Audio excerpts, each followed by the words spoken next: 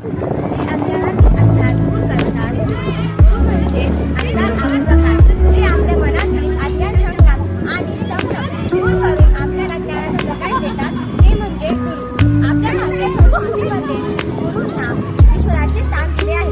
गुरुपौर्णिमा हा सण आपल्या गुरुंबद्दल आदर व सन्मान व्यक्त करण्याचा सण आहे. आज गुरुपौर्णिमा या निमित्त सर्वप्रथम माझ्या समस्त गुरुजनांना माझे वंदन. गुरु कोणाला म्हणावे याचे उत्तर संत कबीर एक सुंदर ओळीमध्ये देतात. गोविंद देव खडे काठी लागू पाये बली हारू गुरु आपण गोविंद देव बताव. याचा अर्थ असा होतो की जे आपल्याला देवाचा किंवा अंतिम सत्याचा मार्ग दाखवतात तेच खरे गुरु असतात. जे निस्वार्थपणे आपले भले इच्छितात, त्याच्या मनात शिष्याकडून कोणत्याही मोबदल्याची अपेक्षा नसते. शिष्याची प्रगती पाहून ज्याला मनापासून आनंद होतो तेच खरे गुरु होय. आपले गुरु आपले खरे मित्र मार्गदर्शक असतात. ते आपल्याला संस्कार देतात, ज्ञान शिस्त शिकवतात व आपले भविष्य घडवतात. जे जगण्याला योग्य दिशा दाखवतात. केवळ पुस्तकी ज्ञान देणारे शिक्षक असतात, पण जीवनाच्या कठीण प्रसंगात जीवनाच्या योग्य मार्ग दाखवणारे गुरु असतात. चांगल्या आणि वाईट गोष्टींमध्ये फरक ओळखण्याची दृष्टी देणारे त्यांना गुरु म्हणाले.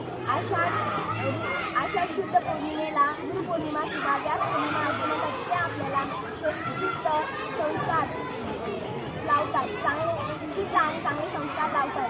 आपले भविष्य घडवतात. गुरु म्हणजे फक्त हात धरून चालवायला शिकवणारी व्यक्ती नाही, तर योग्य वाटचालीचा आरसा दाखवणारी शक्ती असते. ज्यांनी आयुष्यात पडल्यावरही उभं राहायला शिकवलं आणि चुकलो तेव्हा रागावूनही योग्य मार्ग दाखवला आणि निर्देशापेक्षा संस्काराची ही किंमत समजावली. अशा ज्ञात अज्ञात गुरूंना मनपूर्वक वंदन.